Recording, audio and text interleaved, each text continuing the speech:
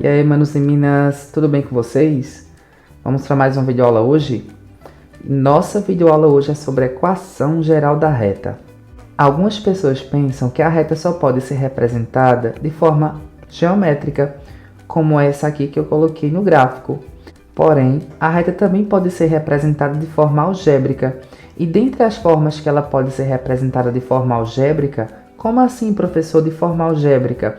Com letras e números, nós conseguimos determinar uma equação geral dessa reta, que possui o seguinte formato, ó, ax mais by mais c igual a zero, onde a, b e c nós chamamos de coeficientes, ou seja, são números, e x e y são nossas incógnitas. Professor, não estou entendendo nada.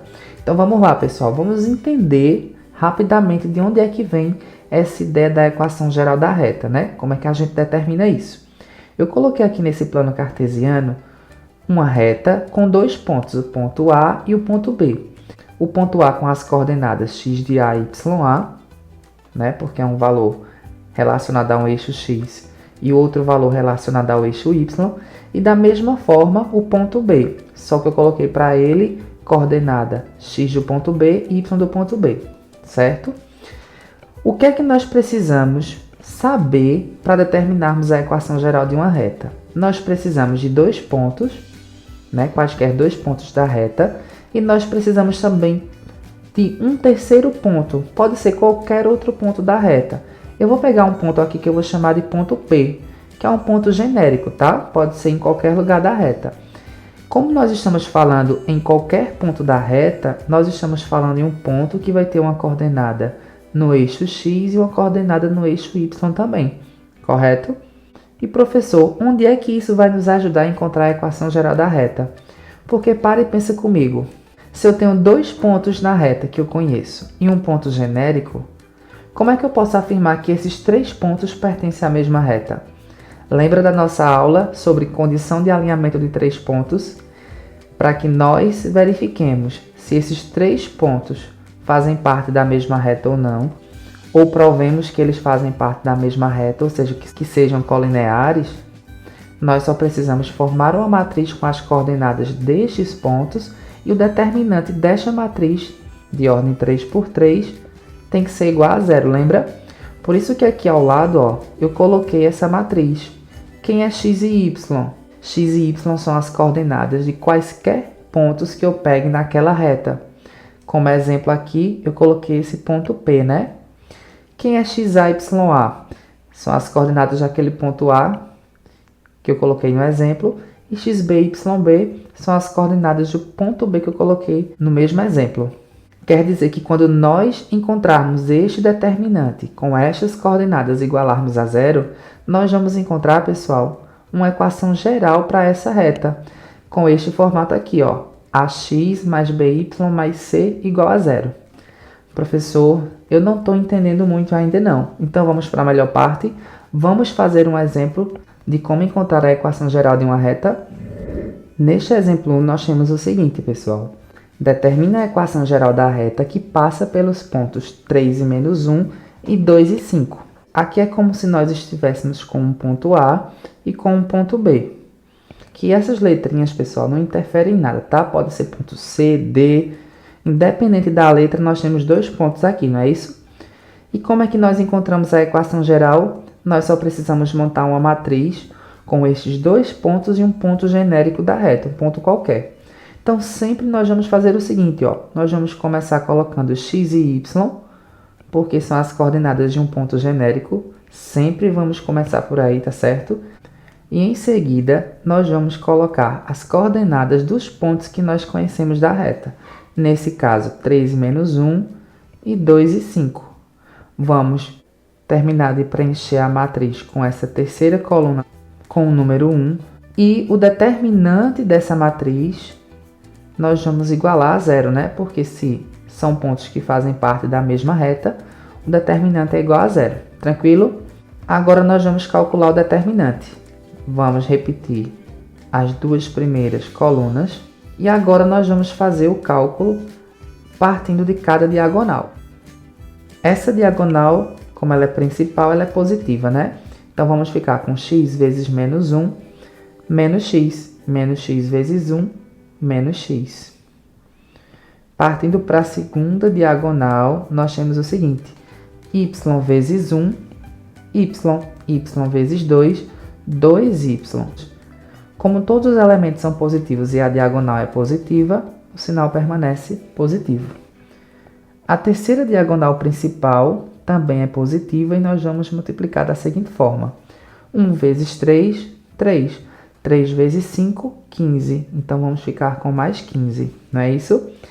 Agora, nós vamos para as diagonais secundárias, que é aqui onde nós precisamos redobrar a nossa atenção, não é isso? Porque elas são negativas. Então, multiplicando, nós temos o seguinte, ó, 2 vezes menos 1, menos 2. Menos 2 vezes 1, menos 2. Porém, menos 2 com o menos da diagonal se torna positivo, né? Mais 2. Agora, com a segunda diagonal secundária, que também é negativa, nós vamos ficar com o seguinte. 5 vezes 1, 5. 5 vezes x, 5x. Com o sinal de negativo, menos 5x. Lembrando que esse sinal de negativo foi da diagonal. E para finalizarmos, nós temos aqui a nossa terceira diagonal secundária. 1 vezes 3, 3. 3 vezes y, 3y. Com o menos da diagonal, menos 3y. Tudo isso aqui igual a 0, porque esses pontos fazem parte da mesma reta. Professor, o que nós fazemos agora? Nós simplesmente vamos unir os termos semelhantes. O menos x nós podemos unir com menos 5x, menos x menos 5x, nós temos menos 6x. 2y nós podemos unir com menos 3y, 2y menos 3y, menos y. E 15 nós podemos unir com 2. 15 mais 2, 17. Tudo isso igual a 0. Professor, é só isso? É, pessoal, nós terminamos. Percebam que nós encontramos uma equação geral naquele formato inicial que eu disse, ó. Ax mais by mais c igual a 0. Ok? Só que tem um detalhe. Geralmente, o valor de x, ele não fica negativo, tá? Desse primeiro membro aqui que acompanha o x. Professor, o que é que a gente vai fazer então? Eu vou dar uma dica a vocês, porque em avaliações em gabaritos, geralmente esse primeiro termo ele é positivo. E quando você encontra ele negativo, não quer dizer que você errou. Para você transformá-lo em positivo, só basta você multiplicar toda a equação por menos 1. Você multiplicando toda a equação por menos 1, você inverte os sinais de todos os termos, porém você continua com uma equação equivalente. Ou seja, com a equação que possui as mesmas características daquela que você encontrou. Nesse caso aqui, ó, se nós multiplicarmos por menos 1, nós vamos ficar com o seguinte. Como temos menos 6x, ficamos com 6x. Menos y se transforma em mais y. E mais 17 em menos 17. Tudo isso igual a 0. As duas formas estão corretas. Eu estou dando essa dica aqui porque, dependendo da questão que você estiver resolvendo, talvez isso aqui seja necessário ser feito, ok? Vamos para o nosso último exemplo. Neste segundo exemplo, pessoal, nós temos uma situação um pouco diferente da do exemplo 1. O segundo exemplo pede para que a gente exiba a equação geral de cada reta abaixo. Percebam aqui que nós temos duas equações de uma reta. Porém, essas equações elas não estão no formato geral. O formato geral é aquele, né? Ax mais by mais c igual a 0. Ou seja, todos os coeficientes e incógnitas estão no primeiro membro, igualados a 0, que está no segundo membro. Nestes casos aqui, ó, o y ele está separado do restante dos termos da equação que estão no segundo membro. Quando a equação está nesse formato aqui, ó, onde o y está isolado, nós não temos uma equação geral, temos uma equação reduzida, que vai ser tema do nosso próximo vídeo, tá certo?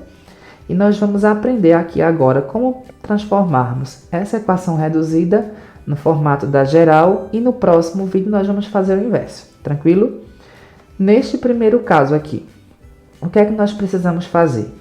Se nós precisamos deixar todos de um lado só, o y nós podemos enviar lá para o outro lado da equação. Só que se ele está positivo, ele vai para o outro lado o que, galera? Isso mesmo, negativo. Então, nós vamos ficar com 4x menos 5, que nós não utilizamos eles, menos y igual a 0.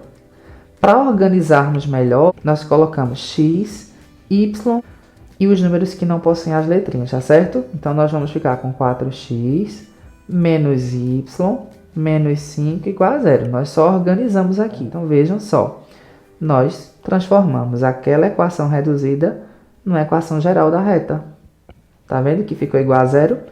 Mesma coisa nós vamos fazer aqui neste segundo caso, ok? O y está positivo, vai para o outro lado negativo. Então, nós vamos ficar com menos 3x mais 5 sobre 2. O y estava positivo, chegou do outro lado negativo, e isso tudo igual a 0. Organizando, nós ficamos com o seguinte formato: menos 3x menos y mais 5 sobre 2 igual a 0. Lembra daquela dica que eu dei quando o x fica negativo aqui, o valor que acompanha o x? Então, vamos multiplicar todo mundo por menos 1, não é isso? Nós vamos ficar com o seguinte, ó. Nós temos o menos 3, então, alterando o sinal porque nós estamos multiplicando por menos 1, vamos ficar com 3 positivo, menos y se torna mais y, mais 5 sobre 2 se torna menos 5 sobre 2. Tudo isso igual a 0. Vejam só, pessoal. Fácil, né? Deu para entender como é que a gente encontra a equação geral de uma reta? Comenta aqui embaixo se deu para entender direitinho. E qualquer dúvida é só falar. Valeu, galerinha!